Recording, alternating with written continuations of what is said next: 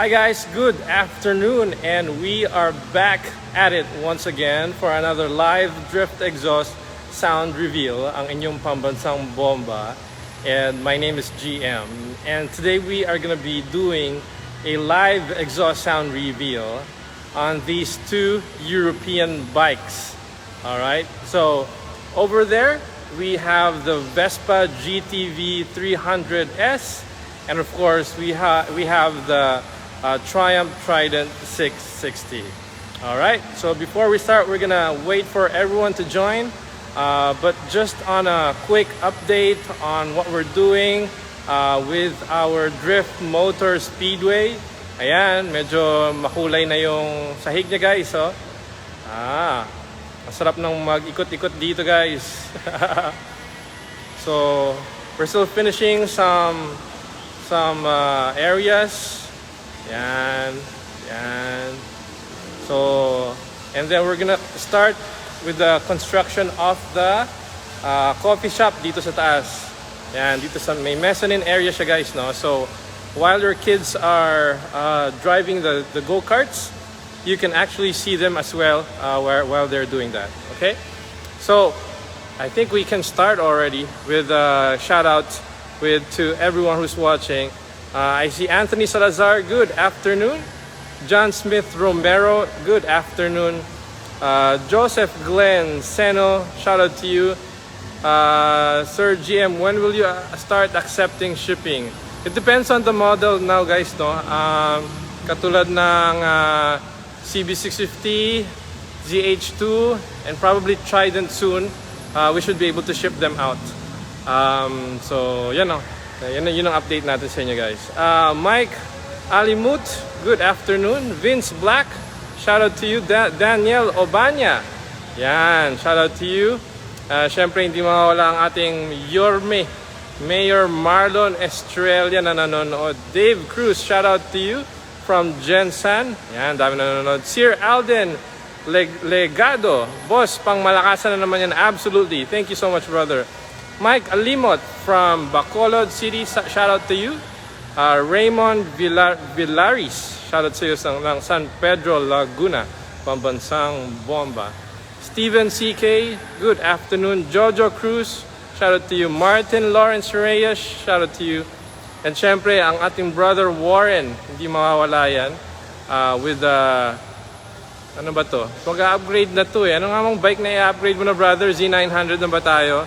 But he just brought his Z650 and CB650 to us a while back. Joseph Santos, good afternoon. Hans de la Cruz, shout out to you. Nick is also watching. James Patrick Pachico, Sir GM, pwede S125 palagay, no? That's a Vespa, no? Vespa, wala tayong problema. Joe Verbo, shout out to you all the way from Binyan, Laguna. Yan. Carl James is also watching. Shout out to you. Syempre si Luigi Mabaw, hindi mawawala yan. Jack Aviary, shout out to you. Zaramoto, shout out Zaramoto. Hello, mabuhay. Ito na oh, malapit na matapos ang Drift Motor Speedway natin, yung floor. And looking forward to you guys, to you bringing your group here. Pwede kayo mag-enjoy dito, even with your kids, your friends. Yan, pwede mag-go-kart dito. So, this is something new sa Philippines. And ang dami nang nakaabang. But for the meantime, syempre tuloy-tuloy ang paggagawa natin ng exhaust. Louis Gregorio, shout out to you all the way from Zamboanga City. Yan, si Carl James Serafica from Aklan. Yan. Dylan Alexander, next sa akin naman yung MT-09. Oh, ganda nung gawa namin MT-09 brother. So, check mo yung video natin sa MT-09. At syempre si Judy Gonzalez Camping, hindi mawawala yan. Yan, coffee na beshi, tara na. Tara na after this. Yan. Daniel Bulan, bomba na naman ang pambansang bomba, boss GM. Yan, si Melvin Morante, di yan mawawala. Naku guys, sobrang dami niya na. I don't think I can give a shout out to everyone anymore because we're gonna have to start already. So these are the two bikes that we have in here. So we have the Triumph Trident 660, and we also have the Vespa GTV 300S. And so we're gonna start with the Vespa, guys, no? So what we've done with the bike was actually installed a full exhaust system. So starting from the exhaust manifold hanggang sa muffler, and as you guys can see, we used the black bomb muffler. Yan, bagay na bagay sa kanya.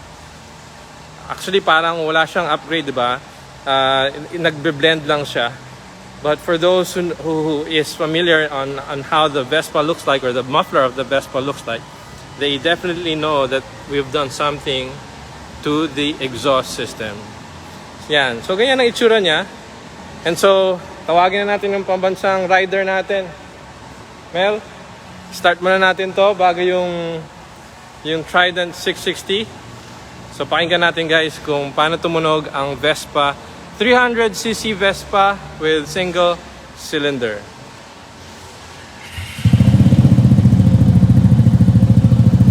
Yan. So hindi naman skandaloso, no, because we know that, you know, this bike is not really a bike where you can achieve top speeds, diba? This is for the most part a bike where you used to go around the city to meet with your friends, to socialize, diba? So the design concept for the exhaust system is, you know, a medyo toned down exhaust system. Yan, na malalim lang na tumunog. Yan. Ganda ng tunog niya, saktong-sakto lang guys. Hindi siya malakas, so sa kapitbahay nyo, walang problema. But, you know, definitely ramdam ng mga tao na, uy, may nangyari dito ah. Si Raymond Villaris, sabi niya, macho ng tunog ng Vespa mo. Yun. Yep. And that's really the goal we had in mind when we designed the muffler for the Vespa.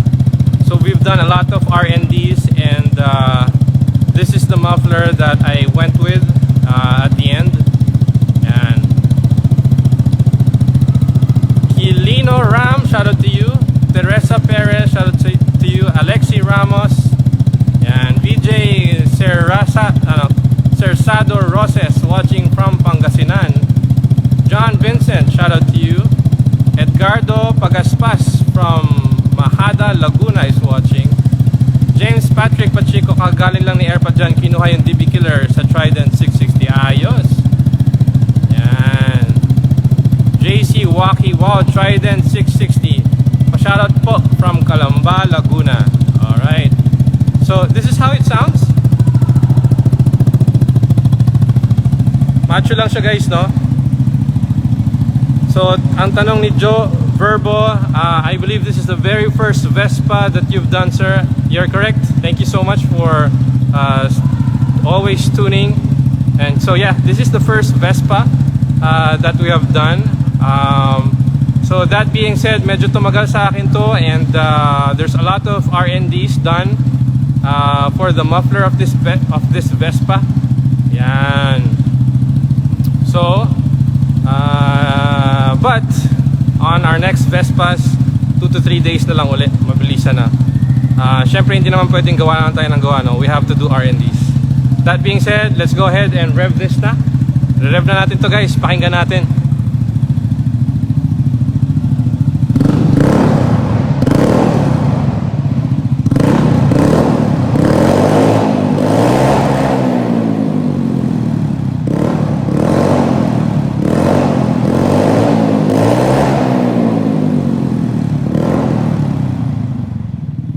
Pinakamalakas niya guys, no, tumunog ng mga 119 or 120 decibels. So rev ko lang ng konti.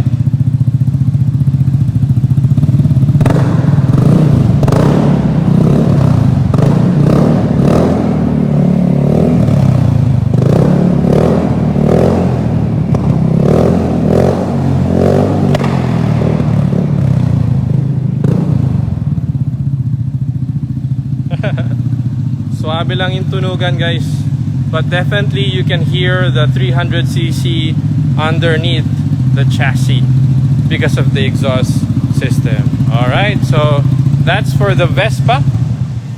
That's for the Vespa 300 or GTV 300S. And now I'm just gonna quickly explain what we've done with this bike. This one, we've not done the full exhaust system because he wants to get the bike within the day, and we can absolutely do that.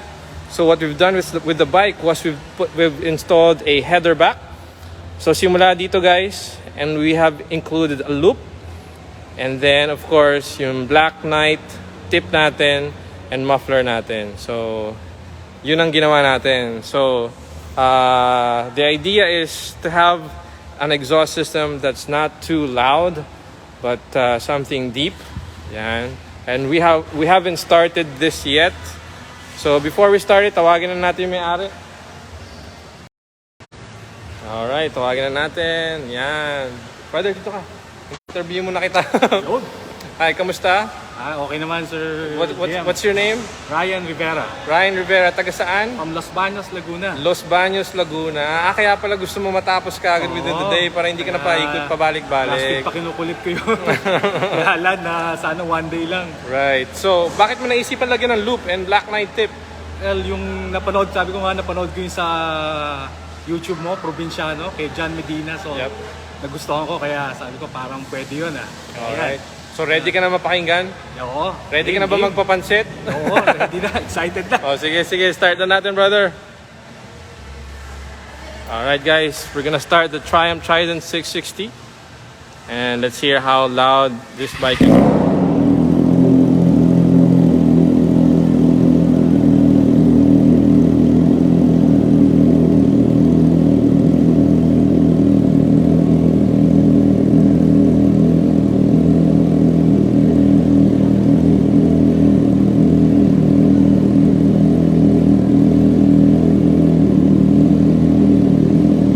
Ganda ng tunog. 103 decibels.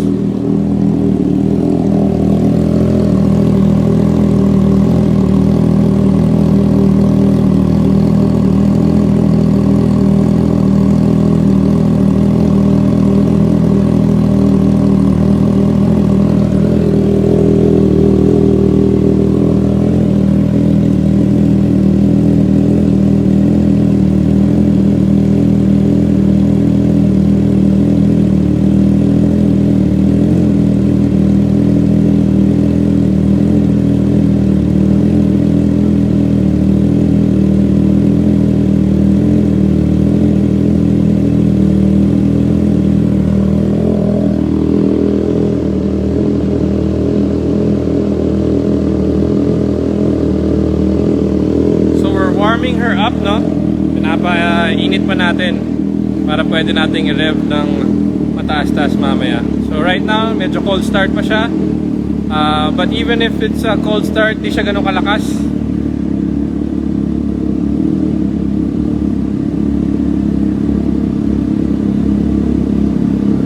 And mga 95 decibels, 93 decibels. Sakto lang, swabing-swabe lang yung tunog.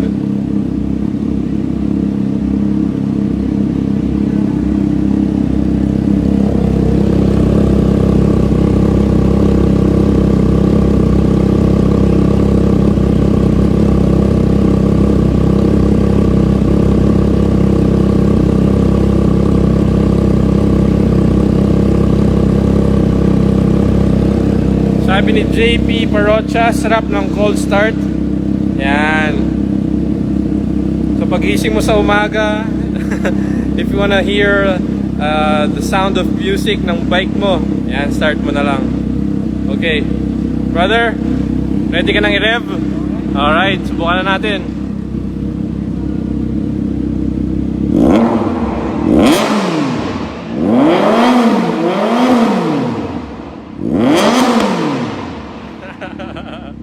Under 22 decibels.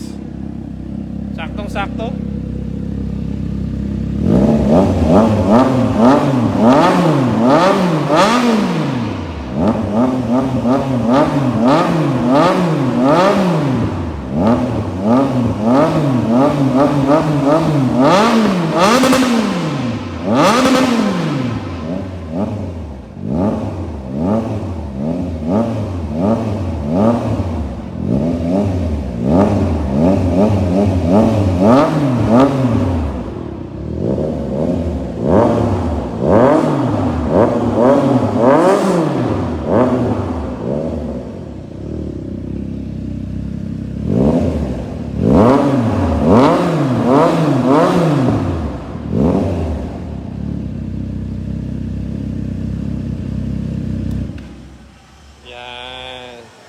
So habang tatagal pa, because the elements inside the muffler is still starting to settle in, it's gonna get deeper and deeper and deeper yung sound.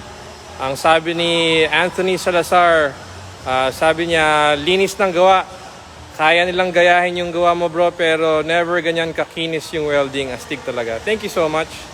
And ano sabi, Sir, ilang days daw gawin yung Triumph Trident 660 pag full exhaust? Sabi ni Sam Dorha, 2 to 3 days pagka full exhaust because medyo meticulous yung paggawa ng mga headers.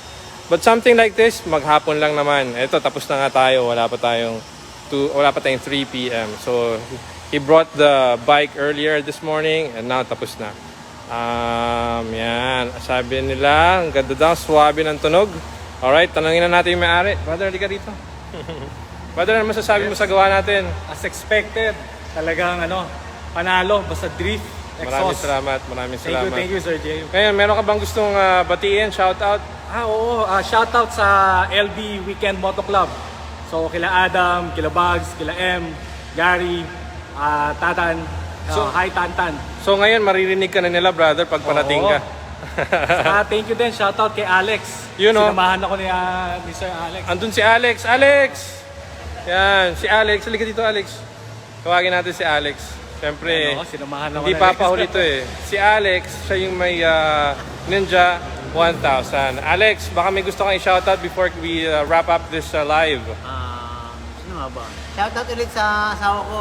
I love you. You know, napaka-sweet naman. Shoutout din kay Mary. Yan, hi Mary.